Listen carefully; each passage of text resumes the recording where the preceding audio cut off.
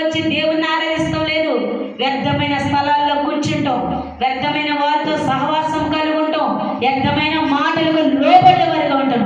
అందుకనే మన కార్యములన్నీ వెనకడుగుతున్నాయి కానీ ముందడుగు వేయలేకపోతున్నాం, సఫలపరచలేకపోతున్నాం. దేవుని స్తోత్రం.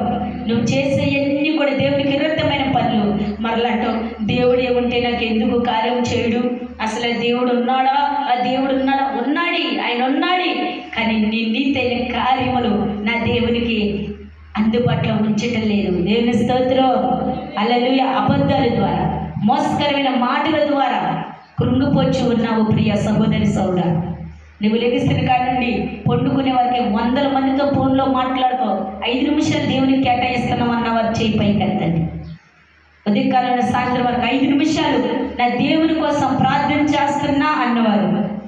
వ్యర్థమైన వాటికన్నిటికీ ఫోన్లు చేసి మనం మాట్లాడుతూ ఉంటాము.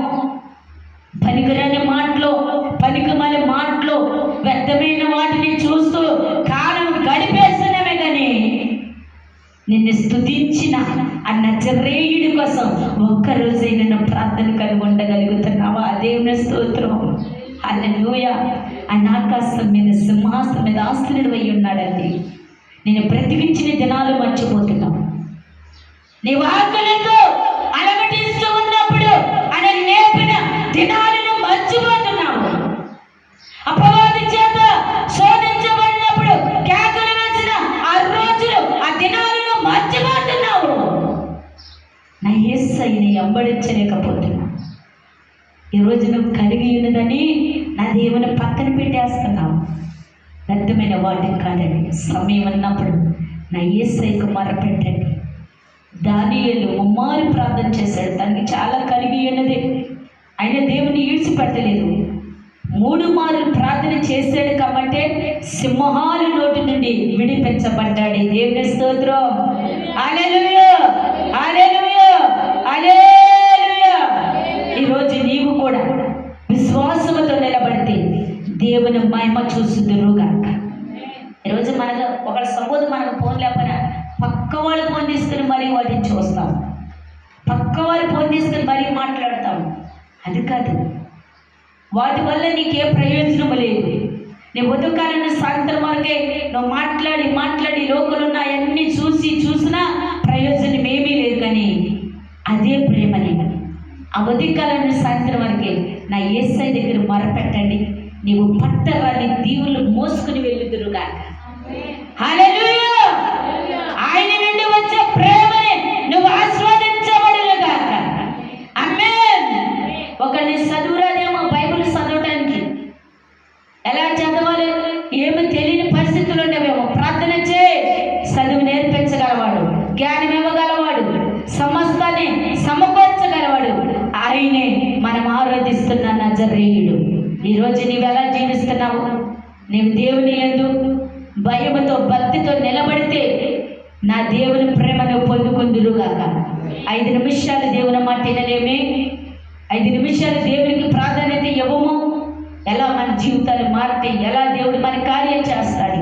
ప్రియ సహోదరి సోదరుడా, మంచి వాక్యం మన ఎదుట ఉంది. దుష్టులు ఆలోచన చొప్పున నడవవద్దు. ఎవరైనా అరే బాబు ఇది కాదు నువ్వు ఇచ్చేయి అంటే అదే వింటాము, అమ్మా ఇది కాదు ఇది అనుకూలంగా ఉంటే అదే వింటాము. కానీ దేవుడు అంటున్నాడు దుష్టులు ఆలోచన చొప్పున నడవవద్దు. నిన్ను పిలిచిన వాడు నమ్మదగిన వాడు, ఆయన నారిపోచి నీరుపై గల దేవుడు, ఆయన సజీవుడై ఉన్నాడు. నీవు దుష్టుల ఆలోచన చొప్పున నడవవద్దు, పాపుల మార్గములో నిలవవద్దు, అపవాదులు కూర్చున్న చాట కూర్చుండవద్దు. యెహోవా యందు దివారాత్రులు ధ్యానించేవాడు ధన్యుడు. ఈ ఒక్క మాట చాలు మనసు మార్చడానికి, వారి స్థితి మార్చగలిగేదానికి. దేవుని స్తోత్రం. హల్లెలూయా, హల్లెలూయా, హల్లెలూయా.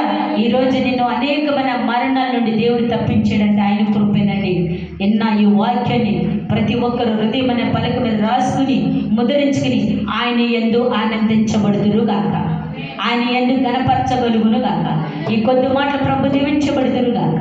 ప్రార్థన చేసుకున్నంతలా ఉంచినట్లయితే మీకు ఈ పరిశుద్ధుడా, మహోన్నతుడా, మహోగరుడా, నీ ఘనమైన నామానికి ఇలివిన మనకు అది వేసుకుంటున్నాం. నామాన్ని బట్టి స్తోత్రాలయ్యా. అయా ఎన్నిక లేని మమ్మల్ని వేలికగా చేసావు. పరిశుద్ధాత్మ దేవుడా నీకు స్తోత్రాలయ్యా. నీ బలిష్టమైన రెక్కల కింద ఆరోగ్యాన్ని ఇచ్చినందుకు స్తోత్రాలయ్యా. అయా ఎన్న వాక్యాన్ని ప్రభా హృదయమైన పలక మీద రాసుకుని ముద్రించుకునే కృపను దయచేయండి. ఇక్కడున్న ప్రతి ఒక్క బిడ్డతో మీరు మాట్లాడండి ప్రభా. అయా వీరికి వెళుతూ గొప్ప నీ కార్యములు మోసుకొని వెళ్ళటానికి సహాయం చేయమని, నీ దైవ దీవులు పొందుకొని మహిమలోనికి నడిపించి కృప చూపించమని నజరుడైన యేసు నామమున పేరట అడిగి వేడుకున్నాము తండ్రి. ఆమేన్. హల్లెలూయా.